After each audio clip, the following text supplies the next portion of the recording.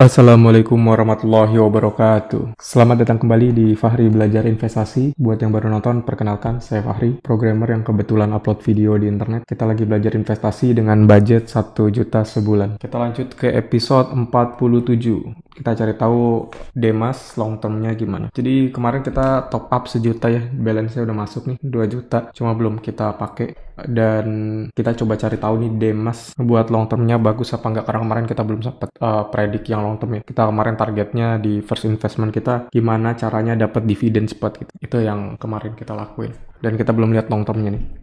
Kalau long termnya bagus kita keep atau bahkan kita tambah. Kalau emang long termnya kurang oke, ada potensi kita jual. Cuma kita harus compare penggantinya itu lebih oke daripada Demas apa enggak. Kalau kita belum nemu pengganti yang oke, kita keep dulu buat sementara. Oke, mungkin ini Demas ya. Jadi dari kuarter 3 kemarin itu laporan terakhirnya ini ada yang kita kurang serak. Pertama adalah land banknya tiba-tiba berkurang drastis dari 580 jadi 434. Selisihnya sampai minus 150-an ya. Padahal di tahun-tahun sebelumnya itu dikit, dan entah kenapa ini nggak kereflek di persediaan lancar dan persediaan tidak lancarnya. Ini nggak ada selisih yang signifikan kalau kita perhatiin. Ini naik nambah 100. Oke. Persediaan lancarnya 2000 billion, kas setara kas 1000. Berarti itu sebenarnya secara aset banyak ya, cukup banyak. Kalau kita total kas setara kas ditambah persediaan lancar ditambah persediaan tidak lancar, itu di kuarter 3 total ada kurang lebih 5.000 sampai 6.000 ya, 5.500 di atas lah. 1, 2, 7, 8, 5.800, 5.900 biar 6.000. Itu secara kuarter 3. Kita sambil catat aset yang lancar. Cuma kita belum coba kita cari di sini. Finansial balance total aset ya 6.800. Cuma yang lain itu bukan aset yang bisa dengan mudah buat jadiin uang ya. Tadi yang mudah dicairin atau dibeliin sesuatu ya sekitar 6.000-an dan 4.000 saham. Oke. Terus apa yang perlu kita lakuin buat nilai long term saham? Kita perlu bisa predik saham rata-rata ya. Mungkin kita ambil 10 tahun. Kira-kira dalam 10 tahun ini Demas bisa menghasilkan berapa dividen buat kita gitu. 10 tahun average. Oke. Mungkin kita bahas dari target dulu deh. Target tahun depan 2023. Kira-kira di 2023 Dimas itu akan ngebagiin dividen berapa? Yang pasti di 2023 Dimas tuh ngebagiin dividen yang fullnya. Kan sekarang interim nih ada mau bagiin. Kuarter 3, kuarter 4 itu bakal cair di kuarter 3. Jadi kalau dilihat dividen historik. Oh, di sini kan ada dividen. Dividen aktual. Di sini kita nggak ada dividen per lembarnya. Dividen per lembar harus ngebagi sama ini. Oke. Dari sini coba ya. Dividen dibanding sama total revenue kita compare. Kayaknya yang penting-penting kita taruh atas aja ya, nggak apa-apa ngurut. Dividen per total per revenue aktual. Ini tuh berarti rumusnya kita pakai array formula. If B9 salah dong. Udah manual aja lah, ketik manual. Array formula if dia dari B3 ya. B3 sama dengan kalau B3 bener ya. B3 atasnya, tapi kan atasnya nggak ada sesuatu nih. Kita pivot di 1 deh. Kalau B1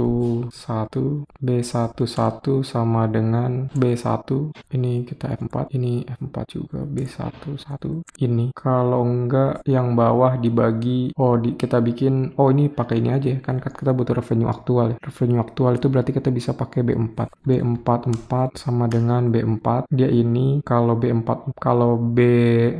nya kosong, if dolar B5 ini if is blend ya, is blend. Jadi kalau B5 nya kosong kita kosongin, else nya kita isi ini. Kalau ininya sama ini ya, revenue aktual, kita isi ini. Sisanya itu rumus tadi ya, kita mau dividen dibagi revenue aktual. Dividen itu ada di 10, berarti dolar B10. Dolar 10 dibagi dolar B, revenue-nya 5 ya, 5. Dolar 5, ini dolarin juga. Error. Ini 10. Error juga. If is blank 555 B5, ini ada yang nyasar nih. Ini dolar nih. Masih aneh. Ya bener ya, kita jadiin persen. Coba ya, kalau B5 nya kosong. Ini karena B5 nya kosong. Jangan-jangan B5 ini B4. Ya, B4-nya kosong, dia kosong. Ini revenue benar. Sisanya B10 dibagi B55. Oke, 0%. Kok minus? Oh, ini dikali min ya. Oke. Oh, nggak bisa juga karena ini tuh ngelihat sama yang sebelumnya juga ya. Jadi nggak terlalu menggambarkan. Oke. Oh, ini tidak terlalu relevan ya hasilnya. Kita geser ke bawah deh karena tidak kurang bermanfaat. Berarti kita compare di dividen aktual kali ya. Ini 100, enggak. Di quarter 2 ini dia tuh bagiin yang ini nih. 174 dibagiin 120. Ya. Di quarter 4 ini 500 tuh dia bagiin ini nih. Dibagiin di sini. Ini dibagiinnya di sini. Agak aneh ya. Ya karena ini kan gede nih ya. 1000 billion ya. Cuma habisnya di quarter 4. Quarter berikutnya malah kosong. Coba kita lihat kastara kas. Nah ini nih. Kayaknya tuh di maintain biar kasnya itu deket-deket 1000. Sekarang ya. Dulu 600, 300, 200, 1300. Coba ya. Ini 200 billion di quarter 3 ya. Dia dapat laba, dapat revenue segini banyak ya. Luber-luber langsung dibagiin banyak juga di quarter 4. Jadi saya segini. Oke, ini 1000, 1000. Nah, ini nih ketika dia kecil, dia bagiin dividennya, ini dividen yang kemarin ya. Berarti pola yang sekarang nih kemungkinan mirip sama yang ini. Ini 134 ya, sekarang sama kayak ini 34. Dia bagiin dividen termasuk gede karena ngikut yang kemarin. Cuma ini kecil. Terus quarter 1 revenue-nya naik lagi. Atau kita lihat di laba 1000. Laba 80. Di sini nggak bagi ya karena ini gede nambah. Nah, ini nanti jadi kecil nih. Kurang lebih nanti di next-nya juga ini kecil ya. Apalagi ini 400 kita punya utang 600 buat naik ke 1000 ya. Kalau punya utang 600 buat naik ke 1000 pasti dividennya kecil. Bisa jadi lebih kecil daripada ini. Apalagi sekarang cuma dapat 180 ya. Berarti paling nggak sekarang harus dapat laba dapat 108 doang ya. Berarti laba di quarter 4 tuh kalau mau bagi dividen yang kurang lebih sama kayak ini tuh berarti minimal harus bisa dapat 500 dan itu kayaknya sulit ya 500. Jadi kemungkinan nih di sini kecil. Oke. Di quarter 3 tuh kemungkinan kecil. Kita predik bahkan bisa 0 ya mungkin ya. Nggak bagi dividen. Nah, cuma quarter 1, quarter 2-nya apakah akan bagus lagi? Kita kalau lihat ini ya nggak menentu karena ini kan penjualan tanah ya. Jadi kadang banyak yang beli, kadang dikit yang beli. Dan dalam 1 tahun, kalau lihat dari ini, ada 2 quarter yang kurang bagus. Ini ada 1 quarter yang kurang bagus. Oh, enggak, salah. 2 quarter kurang bagus, 2 quarter kurang bagus. Ini juga 2 quarter kurang bagus. Jadi kemungkinan quarter ini nggak bagus. Kalau dari tahun ke tahunnya, ini 1441. Kita lihat laba aja deh. Laba per quarter. 715, 1300, 1300, 400, 900. Yang sekarang 700 tuh mirip sama yang kemarin ya. Jadi laba quarter 3 itu udah menyamai laba di quarter tahun sebelumnya. Oke. Gimana kalau kita compare laba dibanding sama sama land bank. Coba ya, yang revenue-nya tinggi itu di sini ya. Land bank-nya 52. Revenue tinggi lagi di sini, land bank-nya nggak naik drastis. 1000 sama 1 ya. Ini 500, ini land banknya berkurang banyak. Atau dari sini nih, persediaan tidak lancar atau persediaan lancarnya coba kita cek berkurang apa enggak. Atau total persediaan, mungkin itu kayaknya berguna ya. Total persediaan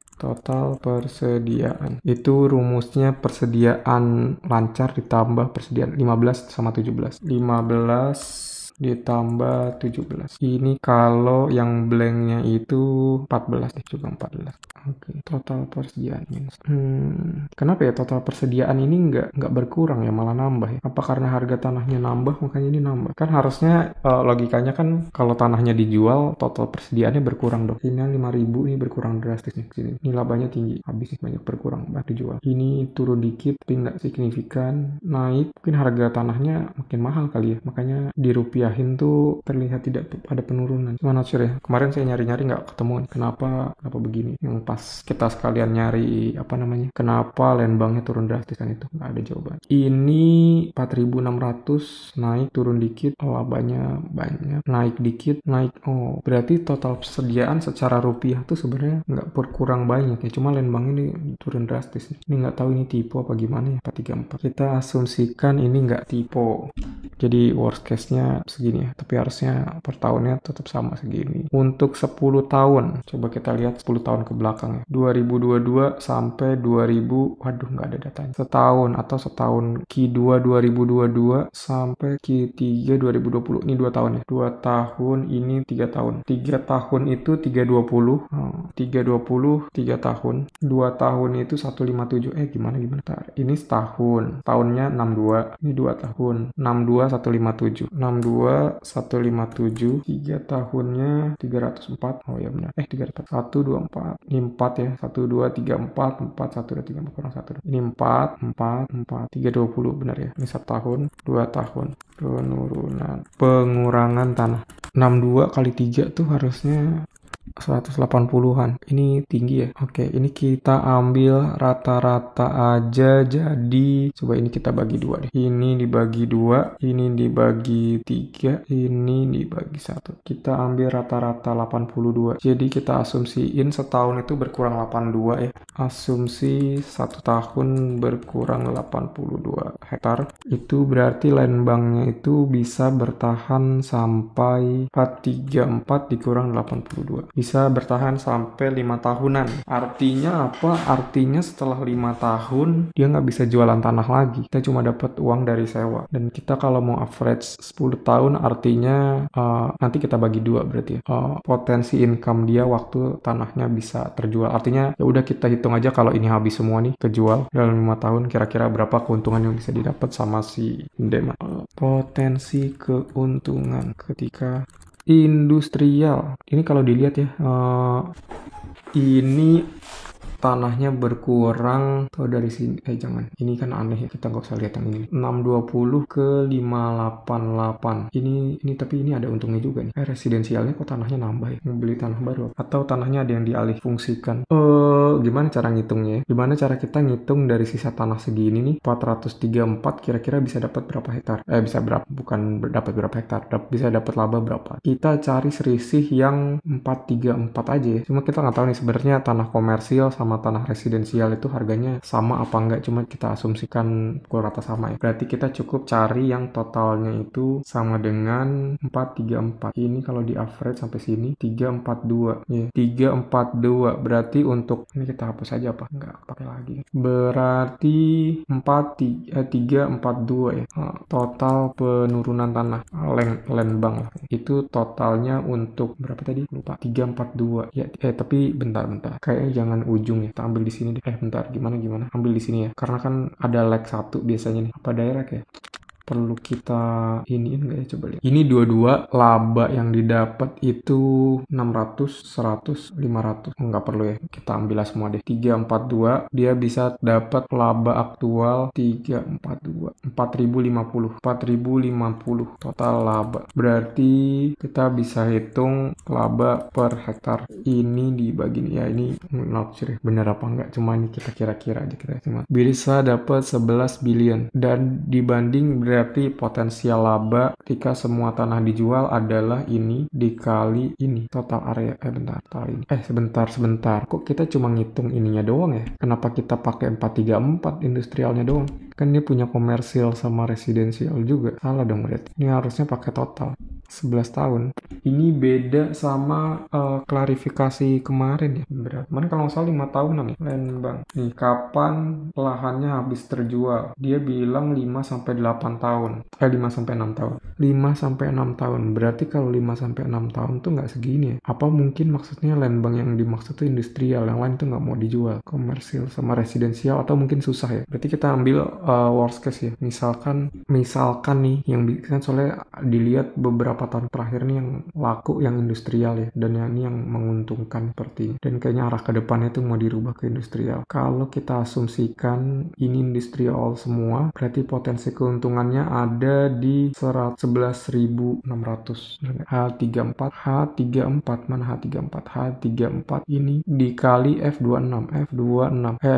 Ini kita ganti F22. 5.000 ini dibagi potensi laba per tahun. Ini dibagi 10 ya, kita mau average 10 tahun. 500 ini kita bagi potensi laba per lembar. per tahun. Berarti ini dibagi total lembar saham. Ngambil total lembar saham di Demas berapa? Total lembar saham di Demas. Kista. Oh, ada di sini nih. Sama dengan ini dibagi sama jumlah lot. Bukan, kagak ada juga. Saham harusnya di sini ada dong. Demas, ini jumlah lembar saham. Duh, kecil banget. Oh, dikali billion. Dikali billion 10 pangkat 9. 10 rupiah per lembar per tahun. Cuma kemungkinan itu gede di 5 tahun pertama. Artinya 5 tahun pertama tuh dapetnya 20-20 lah ya, kurang lebih. Coba ini terrefleksikan nggak di sini? Aduh, di sini nggak ada dividen per lembar. Di finansial bisa lihat nggak sih? Nggak bisa. Dividen di Fundaca ini nggak bisa bikin tabel. Kita hitung manual. Dividen per lembar. Kita pakai ini. Dividen per lembar. Sama dengan dividen itu ngambil dari dividen aktual 9. Sama ya. Ini kita pakai dividen aktual aja, pakai B9. B8. Dividen per lembar dibagi ini yang tadi nih. Ambil dari saham ini. Tapi dikali 10 pangkat 9 dulu. 12 ya. 6. Ya, harusnya benar ya. Dividen history. Coba ya. 15, 2,5, 12. Nih ya, 2,5, 12, 6,5. 2,5, 12, 6,5. Ya, sama ya. Udah bener hitungannya. Terus kita tadi mau nyari apakah per tahunnya average-nya itu ada di angka 20-an. Ini kita average aja terus kita bagi 2. Bentar. Ini setahun, 2, 3. Sebentar. 1, 2, 3. Bener ya. 4, 5, 6, 7. Oke, 7 di average. Rata-rata 5,9. Kita kali 2, 10. Loh, cuma 10 dong. Ini. Oh, karena kita pakai ada nolnya ya. Gak bisa. Berarti dikali 4 tadi ya berarti harusnya. Kalau ada 4 ya. 1, 2, 3, 4. 1, 2, 3, 4. Ini 2 tahun. 1, 2, 3, 4. 1, 2, ini 4. Rata-rata 6 dikali 4, 20 ya. Bener. Ini 4. Rata-rata 5, 20. Berarti kurang lebih per tahunnya bisa 20 sampai 2025. 2000 sampai 5 tahun ke depan ya. Berarti sampai 2028. Ini kita tambahin ya. Ini apa ini? Hasil analisa.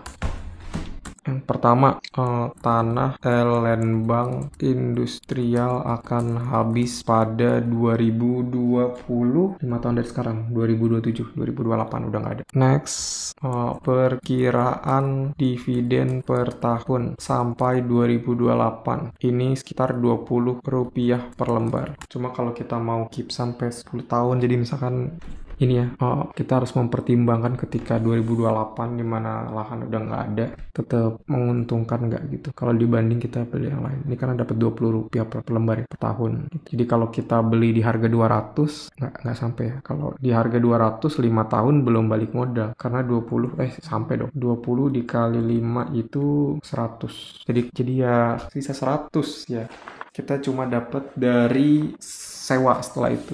Jadi kalau setelah 2028 sahamnya habis, Lembangnya habis, ya udah kita nggak dapet apa-apa lagi gitu. Apalagi kalau harga sahamnya tiba-tiba jatuh ya, tidak menguntungkan. 20 rupiah per lembar itu kalau beli di harga 20. Gimana sih? 20 rupiah per lembar itu kita cuma dapat 100 rupiah ya. Ini kan per tahun ya, cuma dapat 100 rupiah selama setahun. Jadi kalau mau untung kita beli di bawah harga 100, susah ya. Tapi ini kan tadi masih ada tanah komersial sama residensial ya. Nah ini kalau ini bisa dimaksimalkan penggunaannya atau ada yang lain kayaknya worth ya, masih cukup. Cuma kalau cuma ngandelin residensial kayaknya sulit 5 tahun itu. Oke. Berarti harga wajarnya kita taruh di angka 100 ya. 2028 20.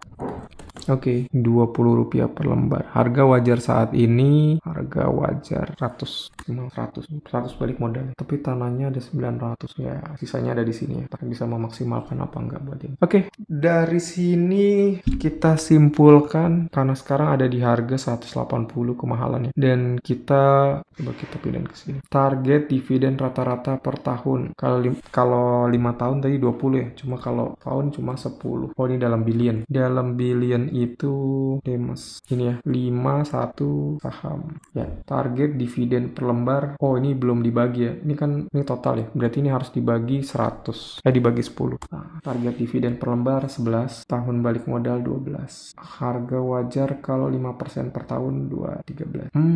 I see. Karena kita masih pakai target 5% per tahun ya wajarnya. Karena 10% itu sebenarnya udah gede. Ini nggak salah hitung kan gitu ya? Iya nggak, kok nggak salah hitung. Jadi kalaupun kita beli di harga, kalau tadi kita pengen 10% ya berarti ya. Kalau kita mau double uangnya, itu kita beli di harga 100. Ini nggak salah hitung kan gitu ya. 213, 249. Oh ini kan soalnya ini ya. Bener-bener. Karena 10 tahun itu. Jadi misalkan tadi 5 tahun ya. 5 tahun itu kan nggak serta-merta gimana ya.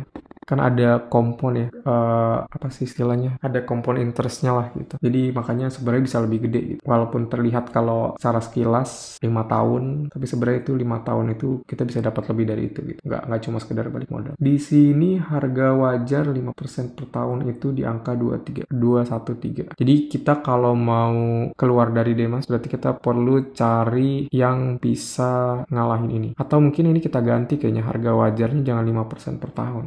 Kita pakai targetnya kali ya. Target kenapa nih? Kalau A2 A1 tahun balik modal. Kalau AA sama dengan A1 tahun balik modal. Ngaco nih. Gimana sih? Oh, gini. Ini A2 benar. Oh, bukan. Ini bukan A2. Ini A-nya mulai dari A2 juga. Ini mulainya dari A2. Ini mulainya dari B2. Oke. Target kita 7% ya. Jadi kita ngincer yang di sini nih. Berarti kita pakai harga wajar di angka 7%. Ini kita ganti semua nih. Jadi B1, B5 ganti B1. Ini ganti B1. Ini ganti B1. Ini situ nggak ada B1 kan. Oke. Harga wajarnya di angka 152 ya buat long term. Berarti kalau mau beli kita harus turun ke angka 152 dulu. Ini buat short termnya masih oke, cuma buat long termnya kurang oke. Oke, mungkin cukup sekian buat hari ini. Kesimpulannya apa? Panjang ya. Kesimpulannya adalah ini. Terus apalagi yang bisa kita taruh di kesimpulan ini ya, untuk short term masih bagus tapi untuk long term kurang bagus. Short term masih bagus, long term kurang bagus. Tapi kayaknya sekalipun kurang bagusnya kayaknya buat 5 tahun tuh masih oke ya. 3 tahun mungkin masih oke. Gimana cara nilainya? Cara nilainya adalah nggak usah deh. Oke, ini ada potensi harga turun di 152, berarti kita nanti coba beli kalau harganya kemungkinan ini ada potensi habis bagi-bagi dividen turun ya. Nanti kemungkinan kita jual, terus kita coba cari apakah ada saham lain yang masuk ke harga wajar kita. Targetnya kan 7% ya. Tapi kalau nggak ada ya agak sulit juga. Oke, mungkin cukup sekian buat hari ini. Thank you.